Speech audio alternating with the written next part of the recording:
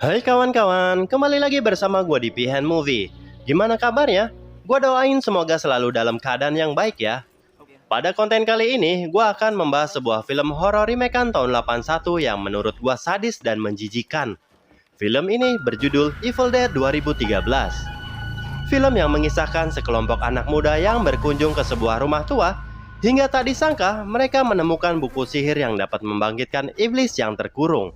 Karena ini konten spoiler, gua saranin nonton filmnya terlebih dahulu. Tapi jangan sambil makan ya, dijamin enek. Jangan lupa like, subrek, dan nyalakan notifikasinya agar tak ketinggalan video-video spoiler dari gua selanjutnya. Scene diawali dengan seorang wanita yang sedang terluka berjalan di tengah hutan. Dia merasa diikuti oleh seseorang. Ketika sedang ngumpet, tiba-tiba dia disergap oleh dua orang tak dikenal. Ketika tersadar, dia telah diikat di sebuah tiang dengan mata tertutup. Terlihat, mama tua sedang melakukan ritual pengusiran setan melalui panduan buku. Lalu datang bapak-bapak langsung membuka penutup kepalanya, yang ternyata dia adalah ayahnya. Anaknya yang kaget menanyai di mana ibunya. Namun sang ayah mengingatkan kembali kalau ibunya sudah tewas dibunuhnya. Walaupun anaknya sendiri, dia akan membakar sang anak sesuai dengan panduan di buku untuk mengusir iblis. Sang anak yang memohon agar tak dibunuh, tak membuatnya luluh. Saat akan membakar, tiba-tiba sosok iblis yang menempel pada anaknya menampakkan diri. Sambil dibakar, dia menembakkan kepalanya untuk memastikan mati.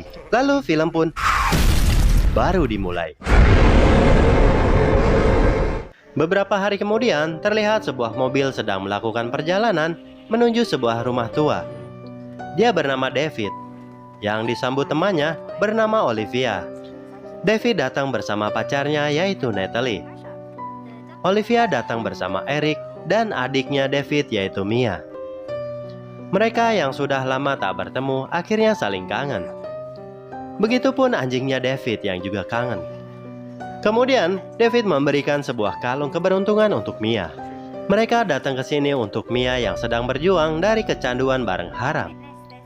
Dengan disaksikan mereka, Mia berjanji tak akan memakai barang haram lagi. Kemudian, mereka memasuki rumah tua yang ternyata peninggalan orang tua David dan Mia. Karena lama kosong, kondisi rumah sangat kotor dan berantakan. Mia memasuki sebuah kamar dan mengingat kembali kenangan ketika masih kecil. Dia mengungkit kembali tak hadirnya David di saat-saat terakhir kematian ibunya. David berdalih dia baru masuk kerja sehingga tak bisa izin. Ketika di luar, Olivia memberitahu David bahwa dulu Mia pernah berjanji juga kepada mereka untuk tobat. Dan itu hanya bertahan 8 jam. Olivia juga menyarankan kepada David untuk meninggalkan Mia di rumah ini agar tak bisa memakai barang haramnya kembali. David pun tak setuju saran mereka. Ketika malam hari, Mia teriak-teriak karena mencium bau busuk di rumah ini. Olivia yang seorang perawat menyuntikkan obat penenang kepada Mia. Mereka yang tak mencium aroma busuk menyangka Mia sedang sakau. Tak lama, anjing David mencoker-coker karpet yang terhampar di lantai. Mereka pun menemukan pintu bawah tanah yang berlumuran darah kering. Ketika dibuka, bau busuk yang tercium oleh Mia tadi berasal dari ruang bawah tanah ini.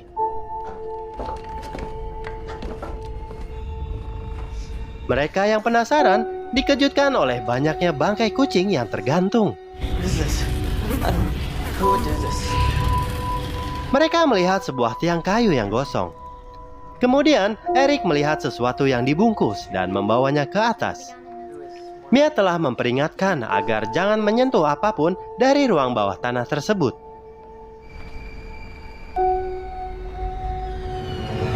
Ketika Olivia sedang menyiapkan makan malam, melihat Mia yang sedang muter-muter gak jelas sambil hujan-hujanan. Di lain tempat, Eric yang penasaran membuka bungkusannya. Yang ternyata berisi sebuah buku misterius. Dia menemukan gambar-gambar ritual sihir di dalamnya. Di suatu halaman, dia menemukan tulisan agar jangan mengucap, menulis, dan mendengarkan apa yang ada di buku.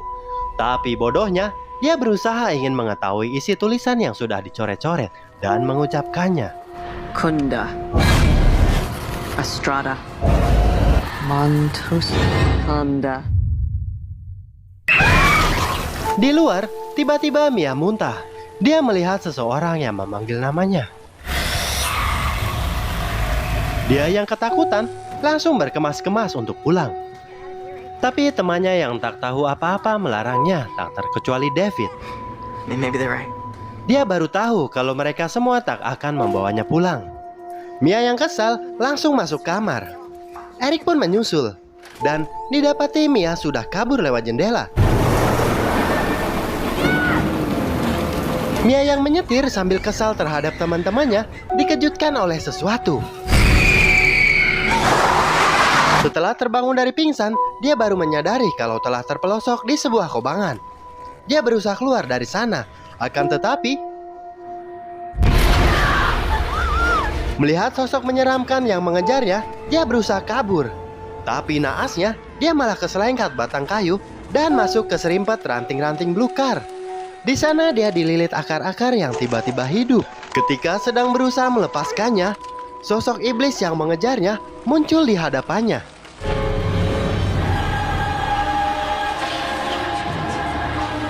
Dia memuntahkan seperti akar pohon, lalu memasuki tubuh Mia melalui apaan gak tahu itu. Dari kejauhan, David dan teman-temannya menemukan Mia sedang meringkuk di bawah pohon. Olivia yang menangani Mia berasumsi bahwa Mia sedang berhalusinasi parah. Dia tak mempercayai apa yang telah Mia lihat. David yang khawatir menemui adiknya.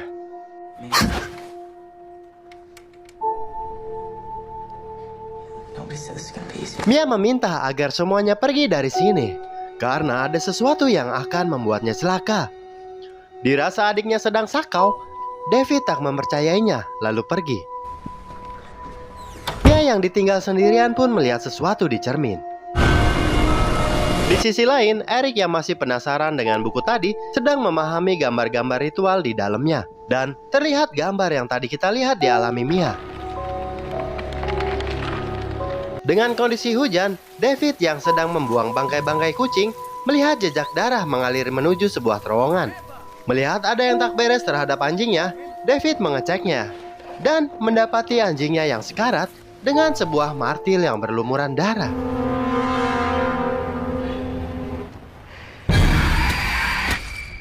Dirasa perbuatan adiknya, dia menghampiri Mia yang sedang mandi. Begitu kesalnya David atas kondisi anjingnya, dia mendobrak pintu dan mendapati Mia yang telah melepuh karena mandi air panas.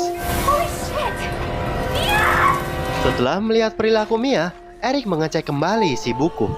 Dia kaget mendapati gambar sesuai dengan yang Mia lakukan. David yang sedang membawa Mia ke rumah sakit terhenti karena jembatan satu-satunya yang akan dilewati amblas terkena banjir kiriman. Setelah kembali, mereka saling menyalahkan kejadian ini. Eric memberitahu kepada mereka kalau Mia akan menjadi makin buruk kondisinya. Lalu dari dalam keluar Mia dengan kondisi yang tak lazim. Ketika David menyuruh untuk meletakkan senjatanya, Mia malah menembaknya.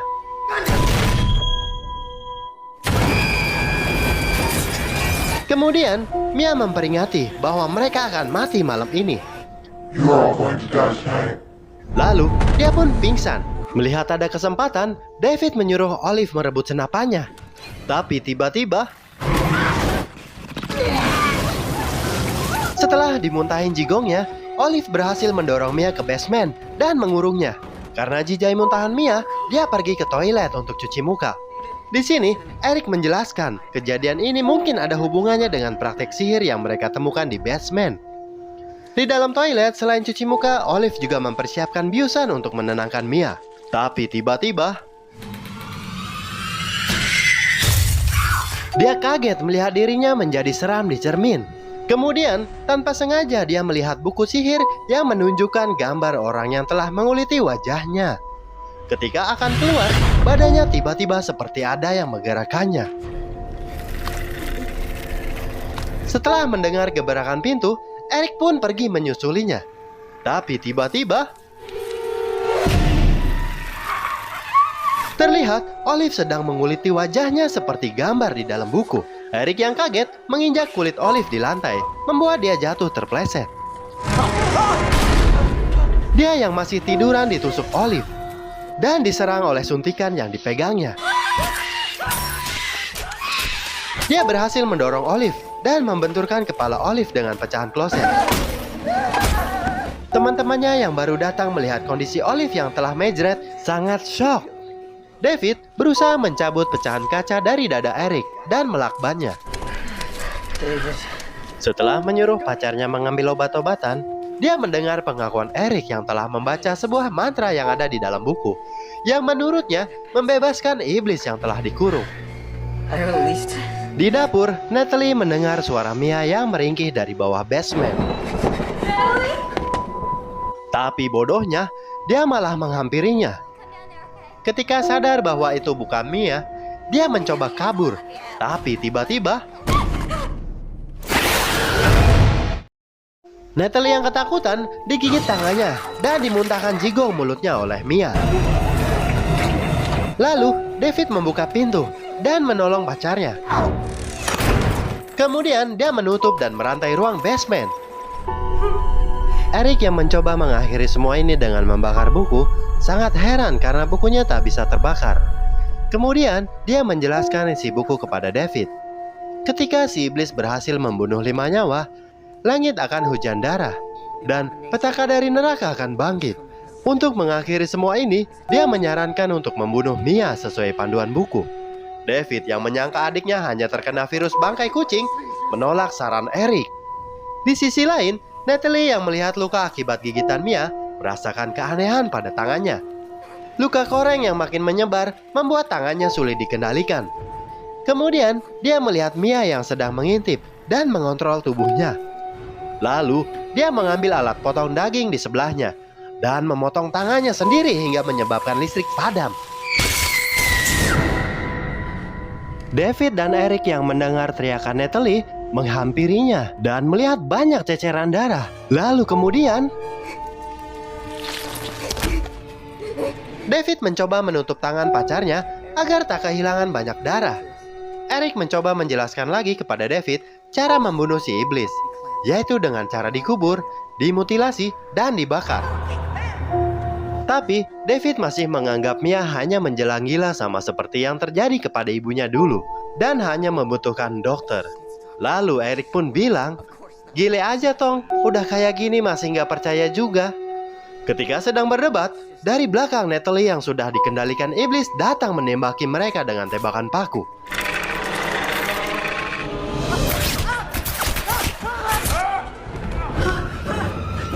Ketika terpojok, David mendorong dan berusaha mengambil senapan di dekatnya. Tapi dia digaplok linggis oleh Natalie. Eric membantu David dengan tembakan paku yang tadi dipegang Natalie. Tapi dia malah membuatnya diserang.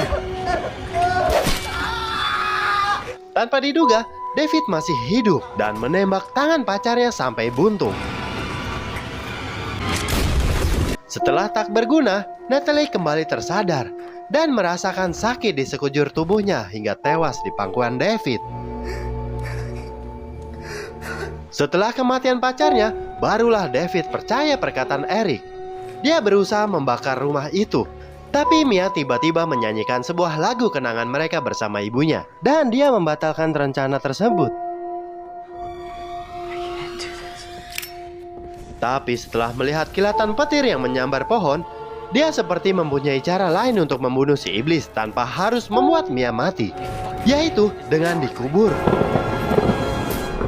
Ketika dia akan menjemput Mia dengan obat bius, dia diserang bertubi-tubi hingga membuatnya nyaris tewas.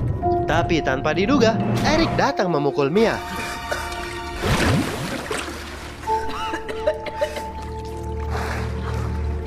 Setelah membius Mia, David melihat Eric yang kehabisan darah tewas di hadapannya. Singkat waktu, di bawah kobaran pohon yang terkena petir, David berhasil mengubur setengah tubuh Mia. Lalu terlihat adiknya siuman. Dia yang mengetahui itu hanya iblis yang ngomong, tak mau terpedaya lagi dan terus menyerok tanah sampai menutupinya. Setelah kobaran api padam, dia kembali membongkar kuburan tadi untuk menyelamatkan Mia.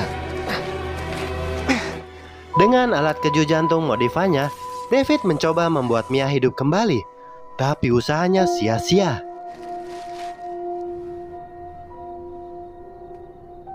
Dia berjalan sambil sedih merelakan adiknya. Tanpa diduga, terdengar suara Mia yang hidup kembali.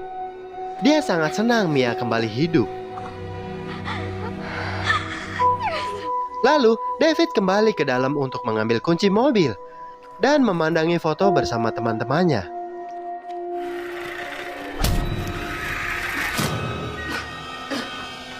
Dari belakang, dia ditusuk Eric yang hidup kembali.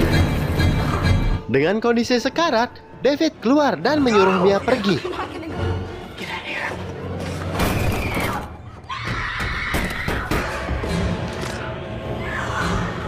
Dia mengambil senapan dan menembak bensin hingga membakar seisi rumah.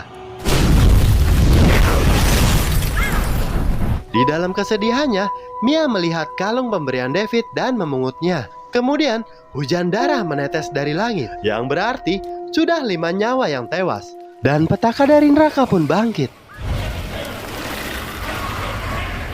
Sosok asli iblis tersebut bangkit dari tanah dan mengejar Mia. Dia lari menuju gudang melalui gorong-gorong. Kemudian menemukan gergaji mesin untuk melawannya dan langsung mengisi bahan bakarnya. Tapi tiba-tiba dia lari dan berhasil keluar dengan menjebol dinding kayu yang sudah lapuk dan bersembunyi di kolong mobil.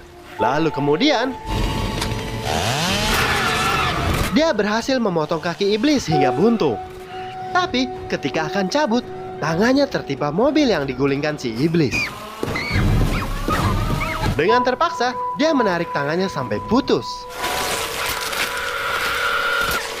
Kemudian, dia memutilasi si iblis sampai tewas.